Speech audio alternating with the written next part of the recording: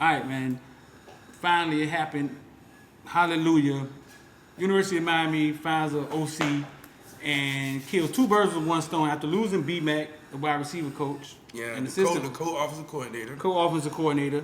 They find Josh Gattis, the OC, and wide receiver coach, who works 25 hours a day. 25 hours a day. 25. I don't know. That's 1 hour extra than Mario.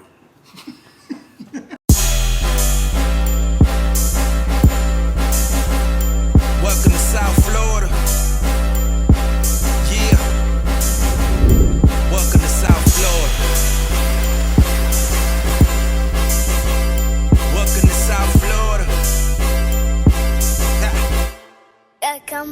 Welcome to South Florida, the bottom of the cliff of the Gunshine State. One of them boys still bowling in that way. Big plate, get it for the 18 if you straight. Get cake and stop hating, it's the motto of the state. A lot of face, but it's still real around here. That foreign talk, that can get. Look how Mario working. All the names that everybody kept throwing out, and this name nobody said.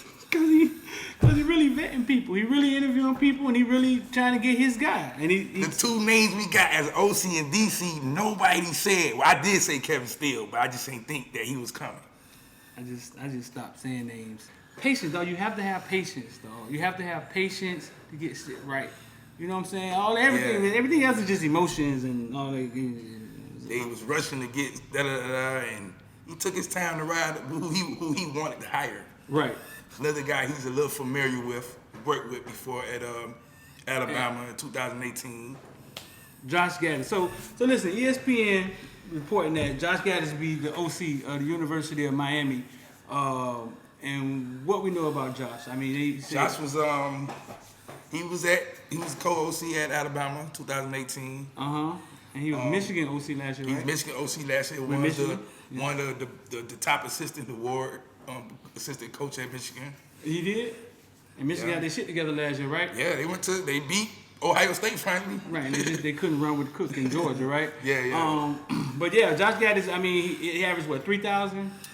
He had 3,000 yards total. 3,000 total yards passing. Right. 3,000 total yards rushing. That's 6,000 yards. Should it be even? Yes. It should?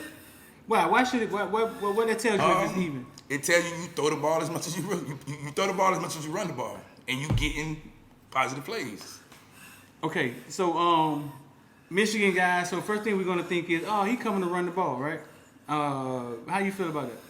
I love it. You know what I'm saying? It's you go every team gonna throw the ball. So just imagine you throwing the ball, you up, and then you want the game to slow down when you up 2 touchdowns, so the game can get over with. You gotta run the ball. Right. But if you can't run the ball, you got to keep throwing the ball. A lot of games go from 3 hours to 5 hours. Right. So they had literally almost 2 running backs that had 1,000 yards rushing in one season. Right. We ain't had a running back with 1,000 yards in one season since Mark Walton.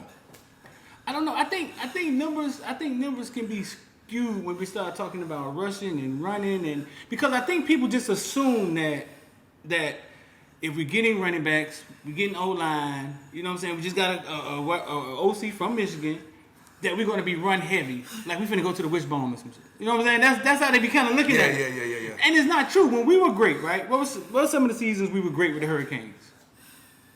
2001. Yeah, 2001. Did we have a running back? Yeah, we had some hell of a running backs. Did we run the ball? Yeah. I just think it's part of being successful. Yeah. You know what I'm saying? I just think it's part of being successful, running the ball. The good teams right now run the ball. Man, the team that just won national championship runs the ball. The 2 teams that played in national championship run the ball. Yeah, their quarterback was kind of the. You know what I'm saying? So I think the fan base they losing the picture of what Cristobal want to create. He want to create that old toughness, right? Big, fast, and physical that you don't used to have. Right. That's where it starts. It don't start with just throwing the ball all around the field. Okay, I think. Okay, so because in our minds we think that football is going to a passing league. Everything is passing now. Yeah. That Clemson versus LSU championship, right? Did they run the ball? That was a passing game. That was throwing the ball all up and down the field. Just throwing the ball up and down the field. But would we say were they balanced teams? Yeah. Clemson was. Clemson maybe both of them had over a 1,200-yard rush on their team. Really? Both of them. But there you go, my dog X. But that is, you know what I'm saying? But it appears that they're throwing the ball all over the field, but they can line up and run the ball. Yeah, because all they, you remember what you see. Like, the ball is right. Nobody remembering the 4 hard, tough yard run and the 6 hard, tough yard runs. Well, Clemson had TN. We had TN, and LSU had the little short guy. Yeah, but he went to the NFL. Right. You know what I'm saying? So they both threw the ball, but they ran the ball too. Right. I think you have to be successful on the ground. Has any team ever won the championship just throwing it around like Oregon? No. It didn't have it. No, nobody. Everybody has to. You got to. Not saying that it needs to be balanced, but you got to have some form of run. Right. Like, it's gonna be hard to just go out there and just throw the ball, and the defense can just say, "Oh, this is what you're gonna do every play." All right, no problem. We'll sit back here in zone and send blitzes and stuff like that. But you can run the ball too. Right.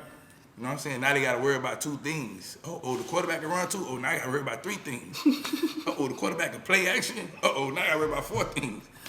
You see what I'm saying? It's stuff that you just got to constantly keep worrying about. So I like that here. You like that It was hire? very strategic. Yes, very. Wikipedia already done changed that thing to orange and green. Very. They did that fast, though. They didn't. They did that fast. So he was drafted. He played for Jacksonville Jaguars. Yes. For a year, and then played for Chicago Bears. Yeah. For a year, and then he was back. He was out of there. You know what I'm saying? Yeah. He started at North Carolina with the Western Michigan wide receiver coach, Vanderbilt wide receivers coach, officer recruiting coordinator. Then Penn State for 3 years. He was at Penn State when he was ugly. 2000. Oh man. I don't know. 2014. I remember them days. Passing game coordinator, then Alabama, 2018, 1 year, co-offensive coordinator, then Michigan, 2019 until now. He was the offensive coordinator and a wide receivers coach. We need a wide receivers coach, right? right? We need a wide receiver coach. We need a wide receiver coach. Yeah, so now you get the wide receiver coach and offensive coordinator. In 2021, he was the Broyles Award winner. Best offensive coach, best assistant coach in college football. Yeah, so you can't really complain about that. Annual honor given to the honor of the best assistant coach in college football. Can't complain about that. Like, what you complaining about? We just paid him, huh? Paid him big money. To leave Michigan. I mean, Michigan is a school that can pay their coaches top dollar. So right. For us to take a coach from Michigan, that's big time. Well, I think a lot going on with Michigan right now. We were talking about Harbaugh. Yeah. Harbaugh, everybody mentioned his name at every NFL job. You know what I'm saying? And so if he's going to leave, then that means the assistant coaches a lot of time left in limbo. Yeah. Not really, unless he addressed them and tell them something. You know what I'm saying? A lot of times assistant coaches are left in limbo, and it's kind of like, well, you still have a job. You just don't know what's going to happen when the next coach comes through. And it happens all the time. It happened in Miami here recently. You know what I'm saying? That's just the goofiest part of being a coach. Yeah. But I can see how somebody can just secure. Hey, listen, man, I'm better than this. What y'all talking about down there in Miami? The sun out? It's warm. Yeah, man. It's 20 degrees up here. 23 class. How many receivers y'all got? Top receivers in the 23 class? They right down the street from the campus? Oh, man, I'm out of here, man. I'm gone, man. He probably left his coats and everything in Michigan. Man, I don't want nothing. Snow boots. He left everything. Yeah, I mean, and then like you say, man, all the rumors about Harbaugh going to the NFL. So it's like, man, I want to secure what I know. I'm going to secure me. Right. Because just say if he does go to the NFL, the new coaching staff come, I don't know if I'm going to be kept. Right. I mean, like I was talking about the other day, it's always, their coaches are always looking for their next job. Because this is your family, you feeding your family, you always got to know. You don't never know when this was going to end, and you need to know where you're going next. And that's just how it is. You know what I'm saying? That's just the game they play. And he read up. But you see how this works? Like when we take a coach from somebody, right? the feeling is different. When somebody take our coach. It's, oh, man, he's this. So Yeah, like they started a hashtag for B-Mac, right? What it man. was? B-Mac, B-Mac us, you know, I ain't gonna even say it, man, on camera, man, but Right. they started it, then like some of them mad, they still mad at T-Rob. I'm like, man, y'all get out y'all emotions, man. So guess what? We just took a coach from Michigan, so are y'all still emotional? Nah, they do. It's emotions the other way. Oh, okay. yeah, he came to a better place. They started making excuses why he came. So listen, Josh Gattis, man, I think a 38-year-old dark-skinned guy. Yeah, 38-year-old black, dark green, Afro-American, shouts out this African-American month, man. He's dark green. Happy Black American month, man. Happy what? Black American. Happy Black History American month, whatever you want to say. Listen, you've been killing it on Twitter, man, with that Black History post, dog. Just honoring a lot of black people who did it first at University of Miami, man. Right. Because it wasn't always like that. You know what I'm saying? I guess no, like seriously, like 60s, 70s, what no black players like that. You know what I'm saying? So the ones they did get, eventually when they started taking football serious, did good things for the school. Right. You know what I'm saying? So right. Today, I guess who I did today, Benny Blades, first black player that have 10 interceptions in one season. Benny Blades, that was this morning? Yeah. And Cristobal liked it, right? Yeah, Cristobal liked it, yeah. Cristobal follow us, dog? Not yet. Get on your job, Cristobal. We need you to follow us, big dog. You know what I'm saying? We don't need to get Santana up here to call you out. We need you to go ahead and follow the boys, you know what I'm saying? We out here putting the work in for the old youth, for the crib. We need you to get that follow, man. Somebody tweeted me and said, man, Benny Blades set the standard for safeties. And I had to think, I said, man, you true. That's real. He set the standard? He set the standard for safeties. What you mean by that? He was our first, great safety. Oh, it set the standard at the University of Miami. At the University of Miami. He was our first great safety. He was big, fast, would come up and hit you, but he could get interceptions too. Right. And then, just keep going. What year was that? They had to be 86. 86, 87, something like that. Yeah, man. So shout out to Josh Gattis. We get an OC. And shout out to IOD Squad, Investor Die. On the IOD Squad, we preach patience, dog. That's all we talk about. Listen, man, patience, dog. Patience. I know we get paid every 2 weeks. I know we used to money coming fast. But patience, man. You got to invest in something. Follow the program, follow the process, and patience. I think Cristobal was actually vetting people, though. I think he was actually interviewing people. Some of them turned it down. He probably turned some people down. Yeah. All these names that y'all hear, they're not just people throwing out names. You know what I'm saying? It's names that people hearing, oh, man, Cristobal's talking to this, Cristobal's talking to that. Oh, they interested in this, and it's like, okay, yeah. But Cristobal going about it how he wants to, okay. Right. He's not saying he offered anybody. He's not saying they turned down. Nobody really knows. But one thing I know about most of the media, you know what I'm saying? A lot of times they don't just make up names. It comes from somewhere. You know, right? Yeah. It comes from somewhere. So that's somebody. I don't even know how dog find enough time in the day. He got some assistants around him or something. Cristobal. I don't know, man. He don't sleep, man. He don't sleep at all. That's somebody that's thoroughly trying to get the right man. So don't look at you hearing names like, oh man, you try to look at it as, man, they don't know what they talk. No, bro, listen. If the coaching search was 20 people, it was 20 people that he looked into. It's just in the past, the coaching searches didn't really work like that. It was a lot easy. They hired somebody the next day. Yeah, the coaching searches didn't really work like that. Oh, hey, we got Coach Enos, Darren Enos. He was on Bama staff, and then we get him. We happy, excited, and then we like, oh, what the hell did we? Y'all always happy for Enos. We was all happy for Enos, dog. You remember that first day we was in practice? We're going to stop reporting people was on Bama staff. Hey. Leave that alone. You remember that first day of practice we seen Dan Enos? We were like, oh boy, this man running motion and that. The players was happy. And the game started to get played. And we were like, uh-oh. The players was all over it, dog. The players was happy. They were talking about the motion. Yeah. And then with what's the name? They was talking about how easy it was when Lashley came.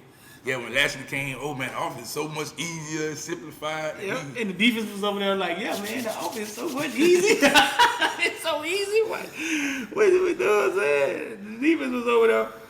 They know. Yeah, man, but you know, Mario does what he says. He goes and hires Kevin Steele the day before signing day, National Signing Day on Tuesday. Right. 3 days after signing day, he Right. goes and hires the offensive coordinator, Josh Gattis. So we have our 2 coordinators, and everything now is just filled out the rest of the coaching staff. Right. Defensive backs coach, quarterback coach, I think are the last 2. Defensive back coach and quarterback coach. Defensive back coach, quarterback coach. Maybe still linebacker, because we might still have 2 linebacker coach, or we might go to 2 defensive line coaches. Right. I don't know yet, so we'll see. So shout out to the group me, the people that's members on YouTube. Y'all see me in my phone, right? So listen, we're gonna do this real time like this. I'm in my phone because we just found out Josh Gattis got the offensive coordinator position. So I gotta watch out for the people in the group me. You know what I'm saying? They get the information first from us, and I talk to them. We go back and forth. This is me posting to y'all in the group me. The information about Josh Gattis is Wikipedia and stuff, so y'all can look back on this and laugh, you know what I'm saying, when y'all see what I'm doing to my phone, because I know y'all think I be on here on Tinder or something, swiping left or right, you know what I'm saying, we be up here working.